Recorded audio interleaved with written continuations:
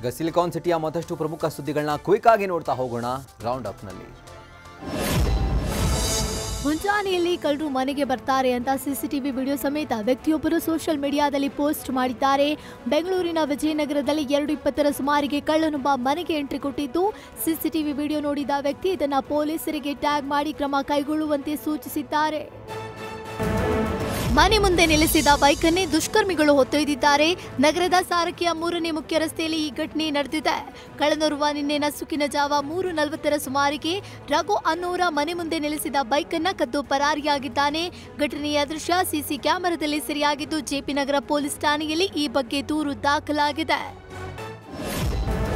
ಕನ್ನಡದ big reality show Bigg Boss season 11ರ ಸ್ಪರ್ಧಿಯಾಗಿದ್ದ ಗೋಲ್ಡ್ ಸುರೇಶ್ ಆಸ್ಪತ್ರೆಗೆ ದಾಖಲಾಗಿದ್ದಾರೆ. ಬಿಗ್ ಬಾಸ್ ಮನೆಯಲ್ಲಿದ್ದಾಗ ಗೋಲ್ಡ್ ಸುರೇಶ್ ಟಾಸ್ಕ್ ವೇಳೆ ಕಾಲಿಗೆ ಗಂಭೀರವಾಗಿ ಪೆಟ್ಟು ಮಾಡಿಕೊಂಡಿದ್ರು. ಈ ಹಿನ್ನೆಲೆಯಲ್ಲಿ ಗೋಲ್ಡ್ ಸುರೇಶ್ ಆಸ್ಪತ್ರೆಗೆ ದಾಖಲಾಗಿದ್ದು, ನಾಳೆ ಅವರಿಗೆ ಆಪರೇಷನ್ ನಡೆಯಲಿದೆ. ದರ್ಶನ್ ಪ್ರೇಮ್ ಸಿನಿಮಾ ಆಗೋದು ಗ್ಯಾರಂಟಿ ಅಂತ ನಟಿ ರಕ್ಷಿತಾ ಹೇಳಿದ್ದಾರೆ. ದರ್ಶನ್ ಸಿನಿಮಾಗಳ ಅಡ್ವಾನ್ಸ್ ವಾಪಸ್ ಕೊಟ್ಟ ವಿಚಾರಕ್ಕೆ ಸಂಬಂಧಿಸಿದಂತೆ ಮಾತನಾಡಿದ ಅವರು, ದರ್ಶನ್ ಸಿನಿಮಾಗಳ ದುಡ್ಡು ವಾಪಸ್ ಮಾಡಿರುವ ವಿಚಾರ ನನಗೆ ಗೊತ್ತಿಲ್ಲ. ಮೊನ್ನೆ ದರ್ಶನ್ ಜೊತೆ ಮಾತನಾಡಿದ್ದೀನಿ. ದರ್ಶನ್ ಪ್ರೇಮ್ ಸಿನಿಮಾ ಆಗೋದು ಗ್ಯಾರಂಟಿ. ಅಡ್ವಾನ್ಸ್ ವಾಪಸ್ ವಿಚಾರವಾಗಿ ಕೆವಿಎನ್ ಪ್ರೊಡಕ್ಷನ್ ಯಾವುದೇ ಮಾಹಿತಿ ನೀಡಿಲ್ಲ. ನನ್ನ ಪ್ರಕಾರ ಇಂಥದ್ದೊಂದು ಬೆಳವಣಿಗೆ ನಮ್ಮ ಸಿನಿಮಾಗೆ ಆಗಿಲ್ಲ ಅಂತ ಹೇಳಿದ್ರು.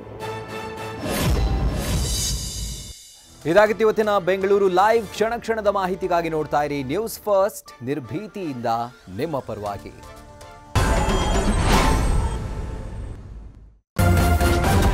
ನ್ಯೂಸ್ ಫಸ್ಟ್, ನಿರ್ಭೀತಿಯಿಂದ ನಿಮ್ಮ ಪರವಾಗಿ.